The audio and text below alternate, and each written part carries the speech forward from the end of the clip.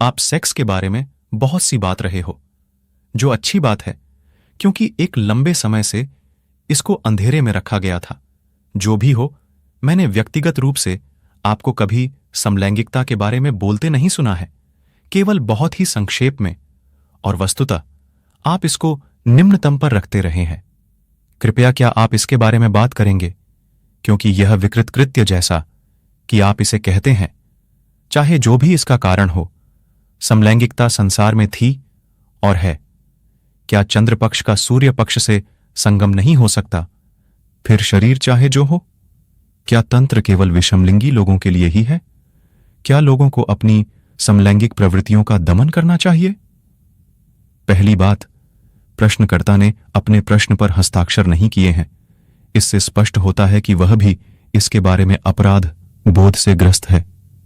वह नहीं चाहता कि उसका नाम जाना जाए। प्रश्न के साथ हस्ताक्षर न करके उसने समलैंगिकता को पहले ही निंदित कर दिया है।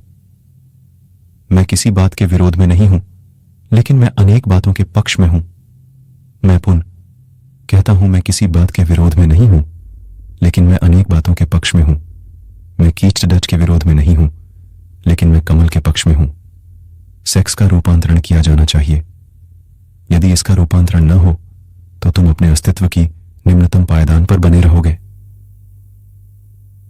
अत समझने के लिए पहली बात है, मैं सेक्स के बारे में बात करता हूं जिससे कि तुम इसको समझ सको और इसका अतिक्रमण कर सको। समलैंगिकता तो विषम लैंगिकता से भी निम्न तल पर है। इसमें गलत कुछ भी नहीं है। तुम्हारी सीढ़ी में अभी एक निचली पायदान और है, उसका भी अतिक्रमण किया जाना है। इसलिए पहली बात, सेक्स का अतिक्रमण किया जाना है। याद करने के लिए दूसरी बात समलैंगिकता और नीचे की पायदान है। प्रत्येक बच्चा आत्मलिंगी जन्म लेता है। हर बच्चा आत्मरति दशा में है। यह एक अवस्था है, बच्चे को उसे पार जाना है। हर बच्चा अपने यौन अंगों से खेलना पसंद करता है और यह सुखदायक है। इसमें गलत कुछ भी नहीं है, लेकिन यह बचकाना है। यह सेक्स की पहली सीख है, एक पूर्व तैयारी। तैयार हो जाना तैयारी है। लेकिन यदि तुम 35, 40, 60 वर्ष के हो गए हो और भी आत्मरति दशा में हो तो कुछ गड़बड़ी है। जब मैं कहता हूं कुछ गड़बड़ी है तो मेरा अभिप्राय मात्र यही है कि तुम विकसित होने में समर्थ नहीं हो सके हो। तुम्हारी मानसिक आयु कम रह गई है। आत्मरति की अवस्था के बाद, जिसे मैं आत्मलिंगी कहता हूं, बालक समलिंगी हो जाता है। 10 वर्ष की आयु के आस पास बालक समलिंगी हो जाता है। वह उन शरीरों में अधिक उत्सुक हो उठता है जो उसके शरीर जैसे हैं। यह एक स्वाभाविक विकास है। पहले वह अपने स्वयं के शरीर में उत्सुक था, अब वह शरीरों में रुचि रखता है जो उसके समान है। लड़का लड़कों में रुचि लेता है, एक लड़की लड़कियों में रुचि लेती है। यह एक स्वाभाविक अवस्था है। लेकिन लड़का स्वयं से दूर जा रहा है। अपनी काम ऊर्जा को, कामेच्छा को अन्य लड़कों की ओर गतिशील कर रहा है, और यह प्राकृतिक लगता है, क्योंकि अन्य लड़ीडीडीएचके उसे अन्य लड़ीडीएचकियों की तुलना में अपने समान लगते हैं। लेकिन उसने एक कदम उठा लिया है, वह समलिंगी हो गया है। ठीक है, कुछ भी गलत नहीं है इसमें। लेकिन यदि 60 वर्ष की आयु में अब भी तुम समलैंगिक हो तो तुम मंदबुद्धि हो, तुम में लड्ढकपन है। इसीलिए समलैंगिक लोगों में लड्ढकपन वाला ढंग कायम रहता है और वे खुश दिखते हैं। यह निश्चित है कि वे विषमलिंगियों से अधिक खुश दिखाई पड़ते हैं। उनके चेहरों में भी लड्ढकपन की छाप रहती है। अपनी समलैंगिकता को छिपाना बहुत कठिन है। तुम्हारा चेहरा, तुम्हारी आंखें, सब कुछ इसे प्रदर्शित करता है। तुम लड्ढकपन में रुके रहते हो। इससे होकर गुजर जाना शुभ है, लेकिन इससे आसक्त होना गलत है। फिर तीसरी अवस्था आती है विषम लैंगिकता। लड़ीहच का लड़की में रुचि रखने लगता है, लड़ीहच की लड्ढाके में रुचि रखने लगती है। जहां तक सेक्स जा सकता है, यह उच्चतम अवस्था है, लेकिन इसकी भी एक सीमा है। यदि तुम 42 वर्ष के बाद भी सेक्स में रुचि रखते हो तो किसी बात से चूक रहे हो तुम। फिर तुमने इसको ढंग से नहीं जिया है, वरना जिस समय तुम 42 वर्ष के हो, 14 वर्ष की आयु में तुम वास्तव में काम संबंध में बच्चे को जन्माने में, माता या पिता बन पाने में सक्षम हो जाते हो। तुम्हें तैयार करने में 14 वर्ष लगते हैं।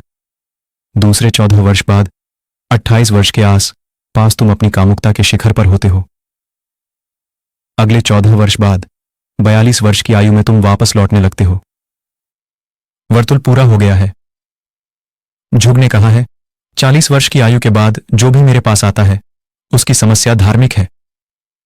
यदि 42 वर्ष की आयु के बाद भी तुम काम वासना को लेकर परेशान हो और समस्याग्रस्त हो तो तुम्हारे जीवन में कहीं चूक हो गई है। इसके 14 वर्ष बाद 56 वर्ष की आयु में व्यक्ति काम से बस मुक्त हो जाता है और 14 वर्ष 56 से 70 तक पुण्य। दूसरा, बचपन। मृत्यु से पूर्व तुमको उसी बिंदु पर पहुंचना पड़ देखता है जैसे कि तुम जन्म के समय थे। वर्तुल पूरा हो गया, बच्चे हो गए तुम। जीसस जब कहते हैं, जब तक कि तुम बच्चे जैसे ना हो जाओ तुम मेरे परमात्मा के राज्य में प्रवेश ना कर सकोगे, तो उनका यही अभिप्राय है। यह करीब करीब 70 वर्ष का वर्तुल है। यदि तुम 80 वर्ष या 100 वर्ष जीते हो तो इसमें अंतर पड़े जाएगा। फिर तुम उस हिसाब से बांट सकते हो। मैं किसी बात के विरुद्ध नहीं हूं, लेकिन मैं तुम्हारी किसी स्थान से चिपक जाने में सहायता भी नहीं करूंगा। चलते रहो, किसी स्थान से आसक्त मत हो जाओ। अवसर का उपयोग कर लो, लेकिन रुको मत। कुछ कहानियां। एक परेशान दिख रहे व्यक्ति ने लड़ ढाते हुए एक मनोचिकित्सक के कक्ष में प्रवेश किया और बोला, डॉक्टर साहब, आपको मेरी सहायता करनी होगी। प्रत्येक रात्रि मुझे स्वप्न आता है कि एक वीरान टापू पर मैं 1 दर्जन सुनहरे, 1 दर्जन काले और 1 दर्जन लाल बालों वाली सुंदरियों, जिनमें प्रत्येक एक से बढ़कर एक सुंदर है, के साथ रह रहा हूं। तुम तो संसार के सर्वाधिक भाग्यशाली व्यक्ति हो। डॉक्टर ने कहा, अब मेरी मदद तुम्हें किस लिए चाहिए? मेरी समस्या, रोगी ने कहा, यह है कि स्वप्न में मैं पुरुष होता हूं। इसे सेक्स गए तुम, वरना मैं एक चुटकुला और सुनाता हूं। सेना के 2 अवकाश प्राप्त कर्नल अपने क्लब में बैठे हुए बातें कर रहे थे। क्या तुमने के कारस्टेयर्स के बारे में कुछ सुना है? पहले ने पूछा। नहीं तो क्या हुआ उसे? दूसरे ने पूछा। उसको भारत में एक महाराजा के सैन्य सलाहकार के रूप में नौकरी मिल गई। एक दिन वह जंगल में भाग गया और वहीं का निवासी हो गया। अब वह एक वृक्ष पर बंदर के साथ रहता है। अरे भगवान! दूसरा कर्नल आश्चर्य से बोला, यह बंदर है या बंदरिया? निसंदेह बंदरिया ही है। के कारस्टेयर्स के शौक विचित्र हैं। समलैंगिकता मंदमती अवस्था है, लेकिन पश्चिम में यह और अधिक प्रभावी होती जा रही है। इसके कारण है, मैं तुम्हें उनमें से कुछ बताना चाहूंगा। अपनी जंगली दशा में कोई पशु कभी समलैंगिक नहीं होता, लेकिन चिड़ियाघर में वे समलैंगिक हो जाते हैं। अपनी जंगली दशाओं में पशु कभी भी समलिंगी नहीं होते, लेकिन चिड़ियाघरों में, जहां वे स्वतंत्र नहीं हैं और उनके पास आवश्यक स्थान नहीं है, और वहां बहुत अधिक भिड्डाच में जीते हुए वे समलिंगी बन जाते हैं। यह संसार बहुत भिदाच भरा हुआ जा रहा है। यह चिड़ियाघर जैसा अधिक लगता है। सारे नैसर्गिक विकास खो रहे हैं और लोग अत्यधिक तनावग्रस्त होते जा रहे हैं। समलैंगिकता के बढ़ाते जाने का एक कारण यह है। दूसरी बात, पश्चिम में सेक्स को प्रतिबद्धता की तुलना में मजे के रूप में अधिक सोचा जाता है। व्यक्ति अस्थायी संबंध रखना चाहता है। किसी स्त्री के साथ संबद्ध हो जाना मुसीबत में फंस जाना है। एक स्त्री के साथ जीते रहने का अभिप्राय है गहरी संलग्नता।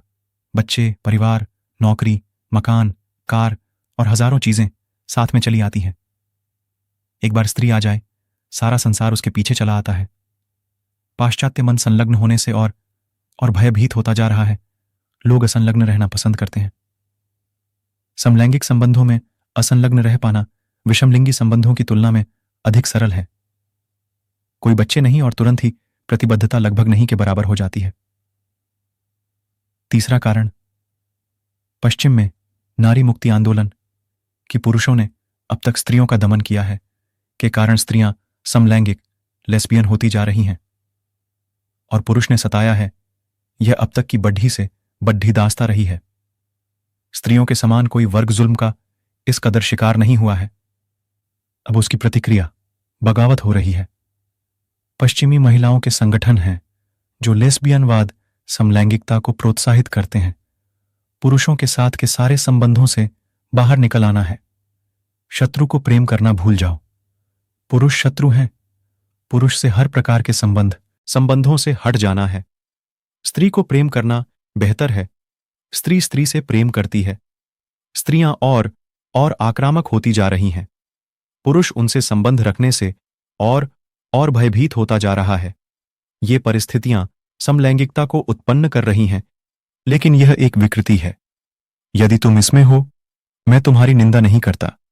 मैं केवल यह कहता हूं कि अपनी अनुभूतियों में गहरे उतरो और अधिक ध्यान करो, और धीरे धीरे तुम देखोगे कि तुम्हारी समलैंगिकता विषम लैंगिकता में परिवर्तित हो रही है। यदि तुम आत्मरति अवस्था में हो, तो मैं चाहूंगा कि तुम समलिंगी हो जाओ। बेहतर है यह। यदि तुम समलैंगिक हो, तो मैं चाहूंगा कि तुम विषमलिंगी हो जाओ। यह बेहतर है।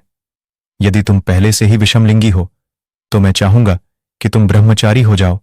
यह बेहतर है। लेकिन आगे बढ़ते रहो। मैं किसी बात की निंदा नहीं करता हूं। प्रश्नकर्ता कहता है, समलैंगिकता संसार में थी और है। ठीक है, यह बात। ट्यूबरक्लोसिस भी थी और अब भी है, कैंसर भी। लेकिन यह तो इसके लिए कोई तर्क न हुआ। वास्तविक रूप से बेहतर संसार और विषमलिंगी हो जाएगा। क्यों? क्योंकि स्त्री और पुरुष या यिन और यांग जब मिलते हैं, वर्तुल पूर्ण हो जाता है।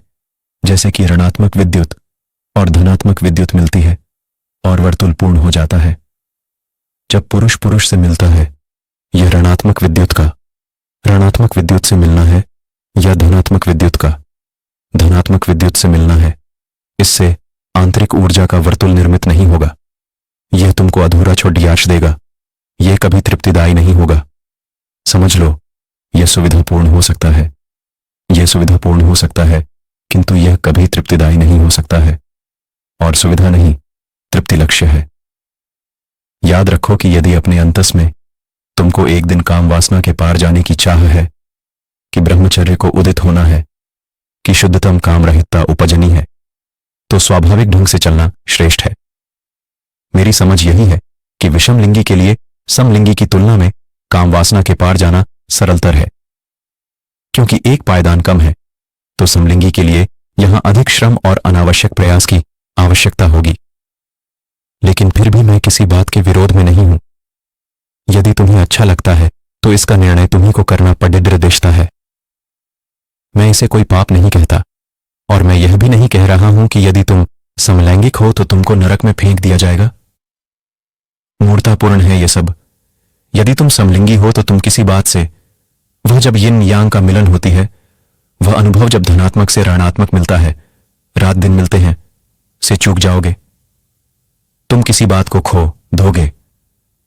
ऐसा नहीं है कि तुमको नरक में फेंक दिया जाएगा, लेकिन तुम अपने जीवन से कुछ ऐसा खो दोगे जो स्वर्ग का है। लेकिन फिर भी निर्णय तुमको ही करना पड़ेगा। मैं तुम्हें कोई धर्माज्ञा नहीं दे रहा हूं। असली बात तो यह है कि धार्मिक आशाओं ने वह परिस्थिति निर्मित की है जिसमें पहली बार समलैंगिकता का जन्म हुआ था।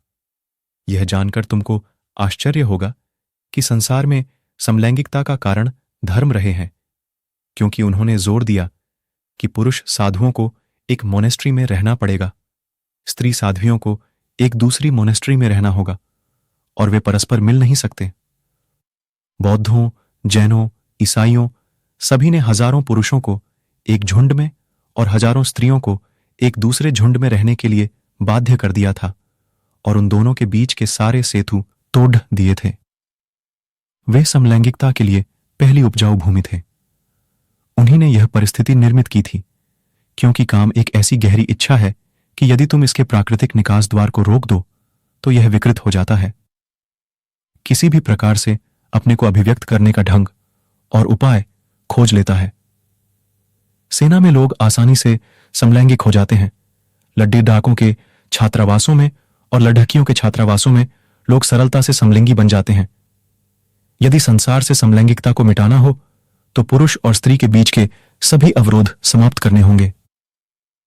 छात्रावासों को दोनों लड्ढकों और लड्ढकियों के लिए एक साथ होना चाहिए, और सेना को केवल पुरुषों की नहीं होना चाहिए, इसमें स्त्रियों को भी भर्ती करना चाहिए, और क्लब केवल लड्ढकों के नहीं होना चाहिए। यह खतरनाक है। और मोनेस्ट्रियों को उभयलिंगी होना चाहिए, वरना समलैंगिकता प्राकृतिक है, लेकिन यह विकृति है, एक रोग है। जब मैं कहता हूं रोग तो मैं इसकी निंदा नहीं कर रहा हूं, मैं इसे करुणावश रोग कह रहा हूं। जब कोई ट्यूबरक्लोसिस से पीड़ित हो तो हम उसकी निंदा नहीं करते, हम उसकी इससे मुक्त हो पाने में सहायता करते हैं। इसलिए जब लोग मेरे पास आते हैं और स्वीकारते हैं कि वे समलैंगिक हैं, तो मैं कहता हूं चिंता मत करो, मैं यहां हूं ना, मैं तुमको इससे बाहर ले आऊंगा। यदि तुम सजग नहीं हो, यदि तुम इसका रूपांतरण नहीं कर रहे हो, तो काम वासना जीवन के परम अंत तक महत्वपूर्ण रहती है, और कामयुक्त रहते हुए मर जाना एक कुरूप मृत्यु है। व्यक्ति को उस बिंदु तक आ चुकना चाहिए जहां काम वासना बहुत पीछे छूट चुकी हो।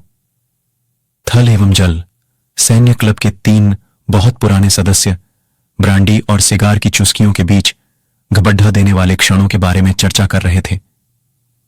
पहले 2 ने अपने जीवन की घटनाओं को दूर अतीत की स्मृतियों में जाकर शर्माते हुए बयान किया, और जब तीसरे सज्जन की बारी आई तो उसने बताया कि वह किस प्रकार नौकरानी के शयनकक्ष में की होल से झांकता हुआ रंगे हाथ पकड़ ढा गया। अरे हां, उनमें से एक ने मुस्कुराकर कहा, निश्चित रूप से अपने बचपन के दिनों हम कितने शरारती थे। बचपन के दिन? नहीं भाई, तीसरे बुजुर्ग ने कहा, यह तो कल रात की बात है, किंतु कुरूप है यह। वृद्ध व्यक्ति को पुनः छोटे बच्चे के जैसा हो जाना चाहिए, क्योंकि जब काम वासना खोती है, सारी इच्छाएं तिरोहित हो जाती हैं। जब काम मिट जाता है, दूसरों में रुचि समाप्त हो जाती है। समाज से, संसार से, पदार्थ से संपर्क ही काम वासना है। जब काम वासना मिट जाती है, अचानक तुम श्वेत मेघ की भांति पवन विहार करने लगते हो। तुम जड़ों से छूट चुके हो, अब तुम्हारी जड़ें इस संसार में नहीं रहीं, और जब तुम्हारी ऊर्जा नीचे की ओर निम्नाभिमुख अधोमुखी नहीं है, तभी यह ऊर्ध्वगामी होने लगती है और सहस्रार पर पहुंच जाती है, जहां की परम कमल ऊर्जा की प्रतीक्षा कर रहा है कि वह आए और खिलने में इसकी सहायता करे।